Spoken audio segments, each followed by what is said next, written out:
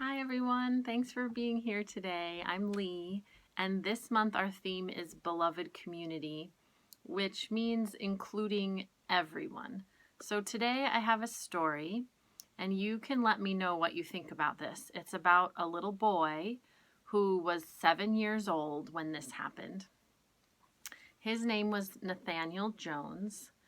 And this story, as I said, it happened when he was 7, but now he's an adult, and he told this story as an example of when sometimes things are hard, and sometimes kids and even adults can judge other people based on the color of their skin. So, this little boy, Nathaniel, was in love with Star Wars. Have you guys seen Star Wars or any movie about outer space? So he was fascinated by this idea of galaxies far, far away beyond where we can even see with our eyes the little specks of stars. And so he thought that it was so fun to pretend to be characters from Star Wars, and his friends did too. So that's what they did in a lot of their free time, was play Star Wars. And his favorite character was Han Solo.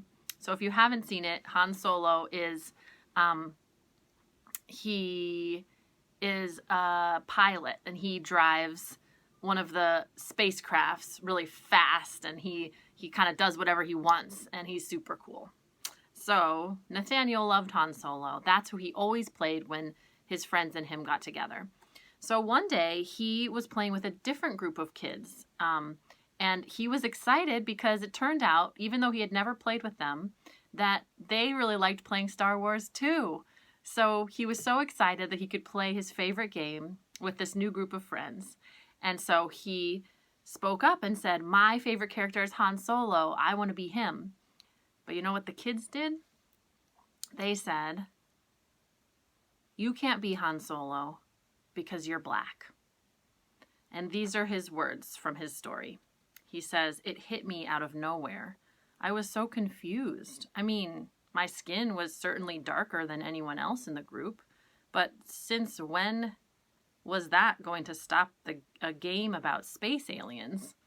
I assumed they sensed my confusion and offered me the role of Lando instead, because, as they said, he looks more like you."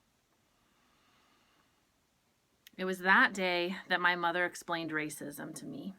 She opened my mind to the idea that in this world, the color of my skin would speak louder than my actions. That despite how hard I worked or how good of a person I was, the world would judge me otherwise. So that's a hard story because it wasn't based on anything other than his skin color that the kids decided that he couldn't do something. So the kids weren't saying, "You can't play with us." You know, they tried to offer him a different role. And they weren't being physically violent. So he wasn't physically hurt, but he walked home that day crying. And why do you think that was? Because even though they let him play, they were going to let him play, they were still excluding him from what he wanted to do. He wanted to be Han Solo. And they said, "No, you can't."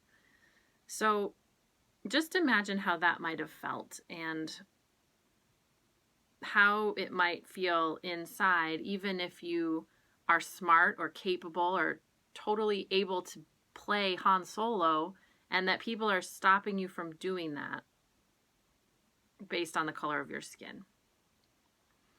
So that little boy was really sad, but after talking to his mom, he realized that he was proud of who he was, and he was going to work really hard to be whatever he wanted to be in the world. And you know what? He grew up to be a doctor, and now he works with families as a pediatrician. And he said that a lot of the reason that he got to where he was because he was raised to be proud of his race. He was proud of being black. And I want all of us to be proud of who we are and to support everyone around us in being who they are and supporting them in becoming whoever they want to become and being whoever they want to be. even if they want to be Han Solo in a game. So we all deserve to be able to live out our dreams, and it's our responsibility to make sure that everyone has that opportunity. So we not only need to make sure that we never judge someone else because of what they look like or the color of their skin, but we also need to actively work toward making space and room for everyone at our table or in our world or in our games. So I have an offering. First, I invite you to listen to the stories in our newsletter this week, to read and listen to these stories of people taking a stand for justice. So I know that all of you have heard of Dr. Martin Luther King Jr., and you've probably heard of Rosa Parks. And what about John Lewis? And there's a teenager right now named Marley Dias. Have you heard about her? So I invite you to go listen to their stories in our newsletter this week. And they all have a gift that they're sharing with the world. And now I want you to think about what your gift is, because we all have a gift and we all have a way of creating justice in this world. So another piece of our newsletter is this coloring page. And my son and I started coloring it today, and we're not done, so we'll take a picture of it and show you when we're done. But the words on it are important, and I wanted to share them with you. They say, pick up your tool, fight for justice. And if you look at it, all the people have a different type of tool in their hand. And this is an example of how anything that you do in the world towards making it more just and more peaceful is important. So you don't have to be an amazing orator and give amazing speeches like Martin Luther King did. And you don't have to go to protest rallies unless you are excited about that. But look at all the ways that these people are using their tools and their gifts to make change. Someone's holding a computer, someone's holding a guitar, someone's holding paintbrushes, someone's cooking food. So there's all these ways that we can be involved and be part of making the world a better place and fighting for justice. So I invite you to print that out, color it in, and then think about what your tool is. And maybe you could draw a picture of yourself holding your tool for justice. So thank you for being here today, and I hope you have a wonderful day and a wonderful week.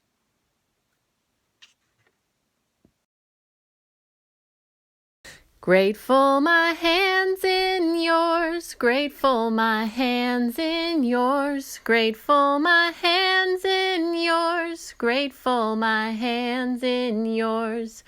I will walk with my feet on the earth, so sweet. I will walk with my hands in yours. For the time is ripe for us to unite. I will walk with my hands in yours. Grateful my hands in yours, grateful my hands in yours, grateful my hands in yours, grateful my hands in yours, grateful my hands in yours, grateful my hands in yours, grateful my hands in yours, grateful my hands in yours. I will walk with my heart open wide from the start. I will walk with my hands in yours.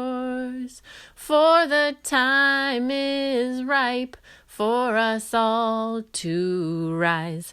I will walk with my hands in yours.